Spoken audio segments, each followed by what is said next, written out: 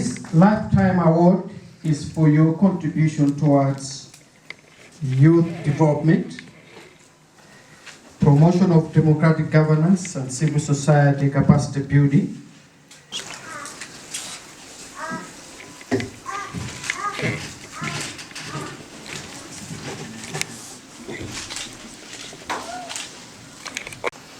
I've lived in almost all my life now, serving others. I started my work when I was 20 years. That's when I established a youth organization called AYISE. And through that organization, we have been able to build schools, health centers, houses for, in those years, young people orphaned by HIV and AIDS. But above all, we were able to build 2 multi-purpose youth centers. That's the Bangwe Youth Center and the Cholo Youth Center. Unfortunately, Cholo Youth Center, for some reason, got raised down to pave way for other equally important projects.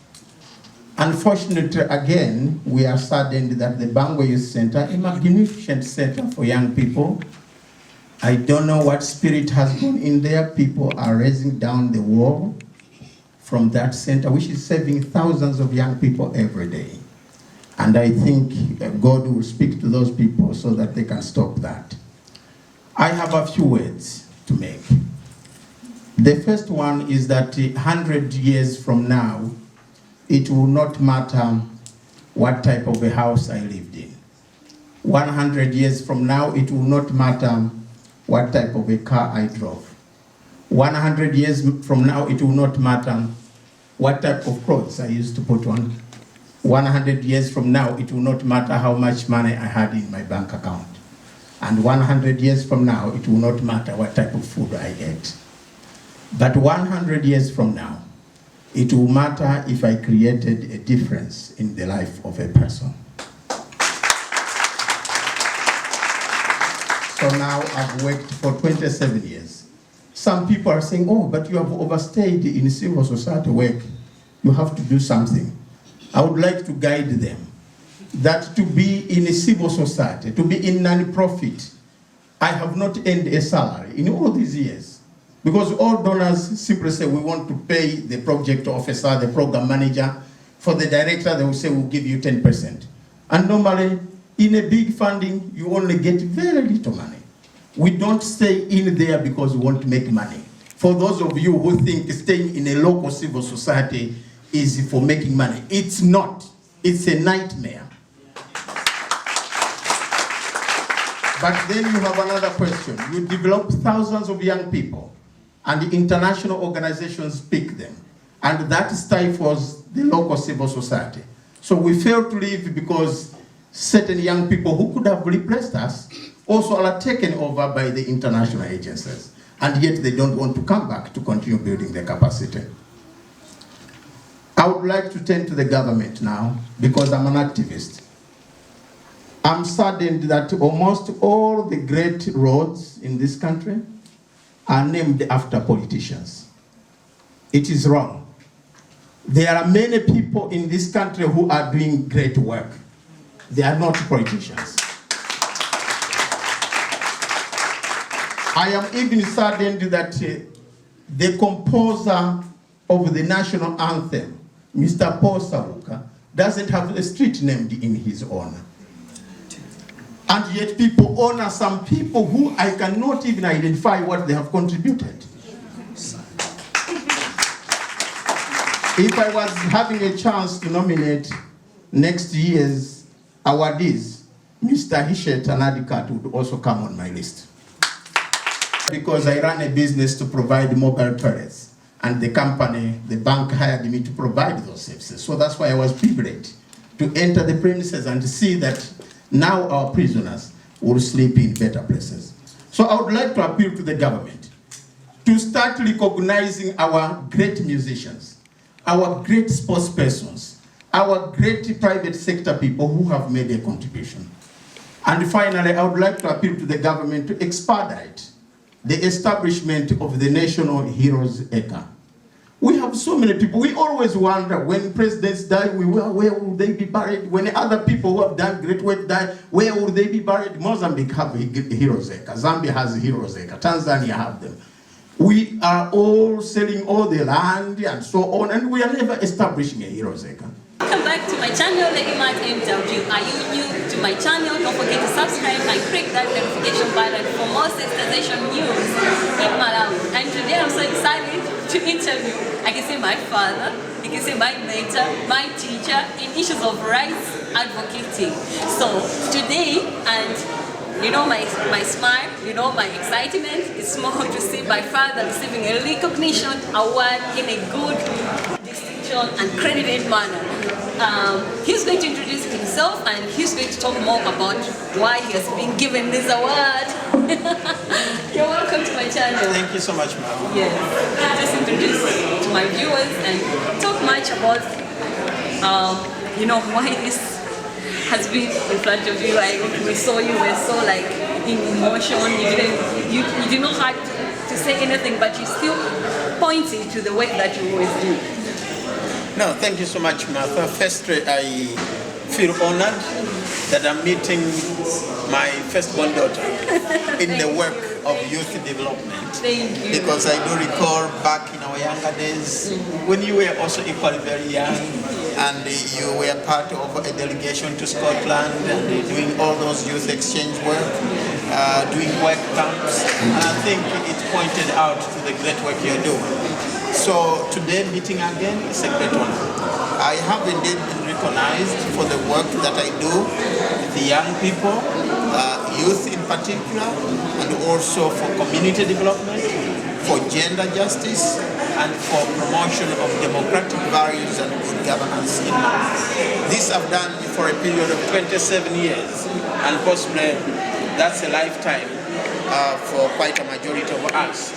And so I am very honored that the organizers of the event decided to award me for this. Yeah. And what are the challenges as a young person when you were young, in terms of the challenges that you faced running or empowering young people? What are the challenges that you faced? And I know that you're still facing as you are growing.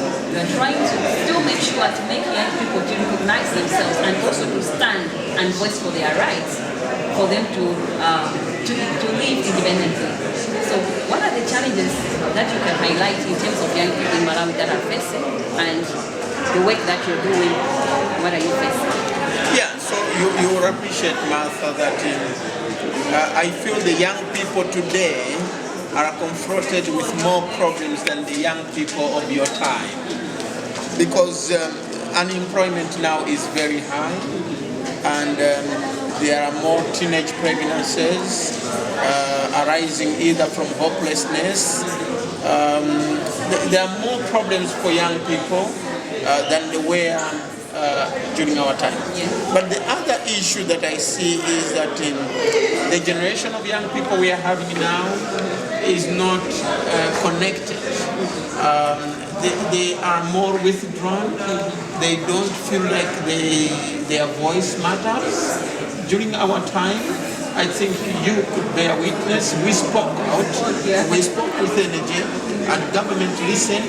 And I don't know whether government is listening to the cries of young people now, because I think there are so many challenges, and they need a big program by the government in order to address these problems. And therefore, I feel the problems are still there, and much more now than during our time.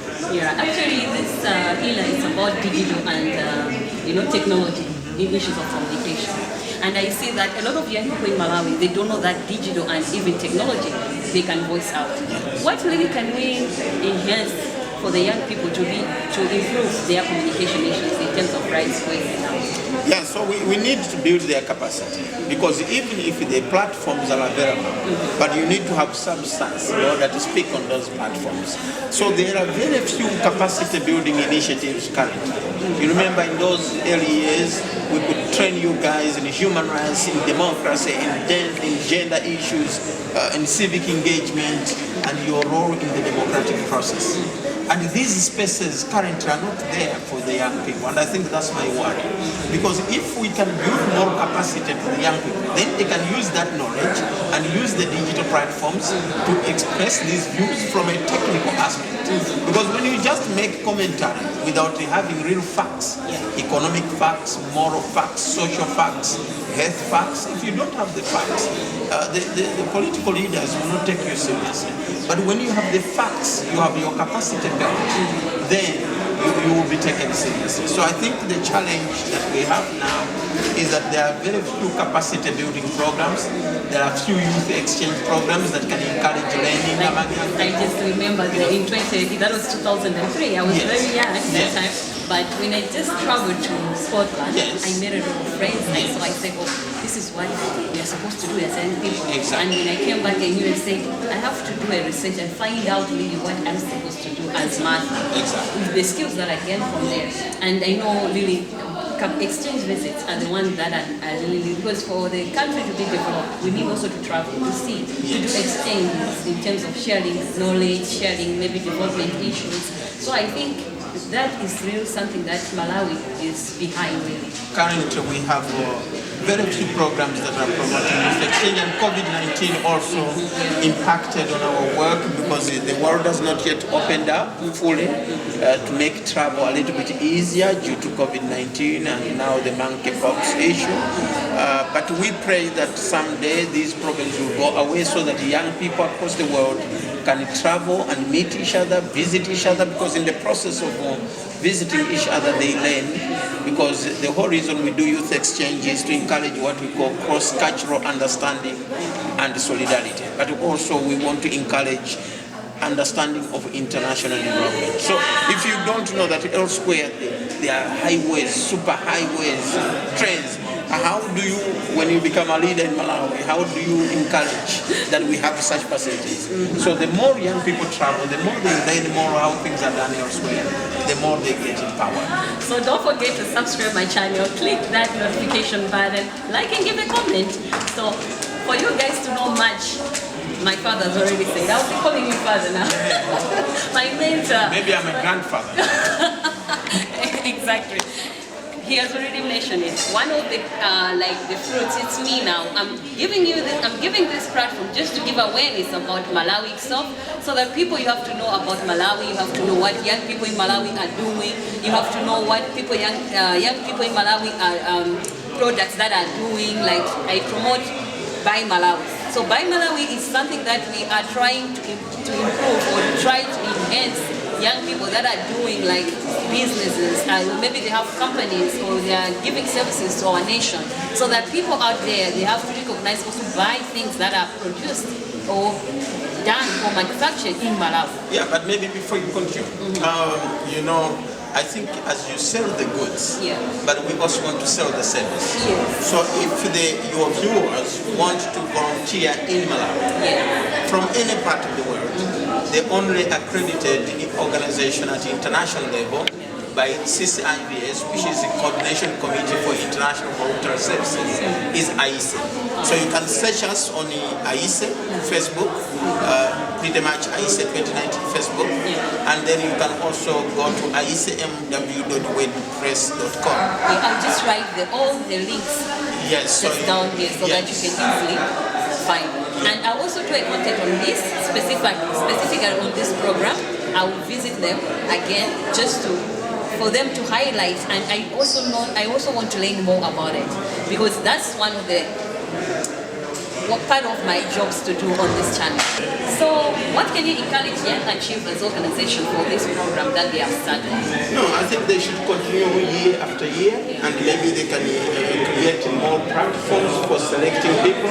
Sometimes they can leave it to the audience to select themselves who they think has made the contribution, because sometimes people may question, how were you selected? How do we know that you are really an achiever? So, but they can innovate it and they throw it to the people, and then their selection committee can shortlist and then critique the people, visit the standard. But I think they have done a great work in terms of you could see the stories, very high impacting stories, and I think they need to do it every year because we are developing new things every year. New actors are coming on the ground, and those unsung heroes need to be exposed so that people can appreciate and support them.